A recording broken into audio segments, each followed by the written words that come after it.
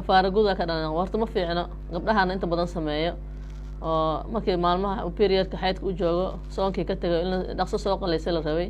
ee la daahaysa kii kala ku dul imaanaya marka kafaar guud ku daraysa marka cunta hal qof ma qoodinaysa ma wanaagsano dhaqankaas gabdhaha inay iska gooyaan hadaa umul tahay hadaa walac tahay hadaa fool tahay dii lagu nuugayo waqtiga ramadaanka inta uu ku dhaafo hadaa fayowdahay soonkaada isku korkiisin waxa qaar ku leeyahay 10 sano ma soo karo mar soo qalayn karo ee maxaan sameeyaa hal guleey marka qofka haduu si weynaadan uu caajisaya marka inta qofka ay yartahay oo fiyowdahay hadii soonka oo soon maxay walac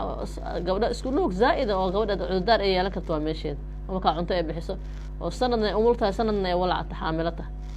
laakiin ay haduu waqti u kala dhaxay ilmaha ay kala fog yihiin ama maxay sanad lagu nuugayo sanadna aad u yeelan oo ilmihii time wax ku qalayn karto uu ku soo baxo ina soonka kala la sugto ma wanaagsano waana iska qalayso iska dadejiso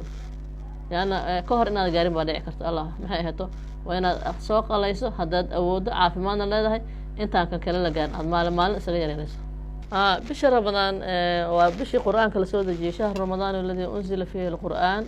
هدى للناس وبينات من الهدى والله بشي قرآن كوايه وأنا بالعبادة وأنا سنة كهالمر ما هي هتو الله سبحانه وتعالى أمضى مسلم كأوسية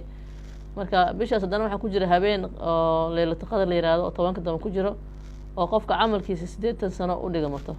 kun bilood marka umadaha kale umadihii hore ee cimrigoodu uu dheeraan jiray qofka 400 sano 300 sano nusqa 500 sano iska gaari jiray laakiin umadana waxa cimrigeedu waa 60 intii gaartaba in badan oo kamid inay gaarin baa dhici karta marka ilaahay baa marka badiil uga dhigay habeenkaas amalkiisa